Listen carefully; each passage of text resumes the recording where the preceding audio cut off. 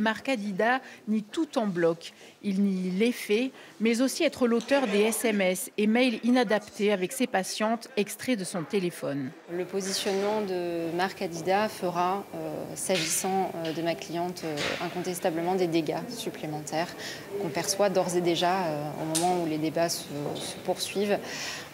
C'est pas ce qu'on espère d'un procès, on espère une voie de réparation. Elle aura encore malheureusement beaucoup d'étapes à franchir et on espère que la décision qui sera rendue sera un moyen de l'aider. Le médecin qui consommait et prescrivait des doses de Ritaline très largement abusives aux effets désinhibiteurs avait même déclenché une alerte de l'ordre des pharmaciens. Après 4 ans et 5 mois en détention préventive, l'accusé s'empêtre dans ses explications. Je ne suis pas aux commandes de la défense de M. Hadida. Ni de ses propos, ni de son raisonnement. Un raisonnement dont on sait qu'il est fragile et altéré. Les alertes et les plaintes s'étalent et se multiplient de 2010 à 2020.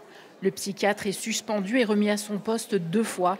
Alors les avocats des parties civiles ont interrogé d'anciens collaborateurs de Marc Hadida pour comprendre.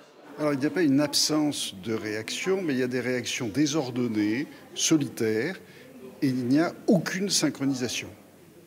Par exemple, l'AP-HM ne prévient pas systématiquement l'ordre des médecins. Donc on a l'impression de tours d'ivoire séparés qui ne dialoguent pas, au détriment des patients. Demain, l'avocat général rendra ses réquisitions. Le verdict devrait être rendu dans la journée.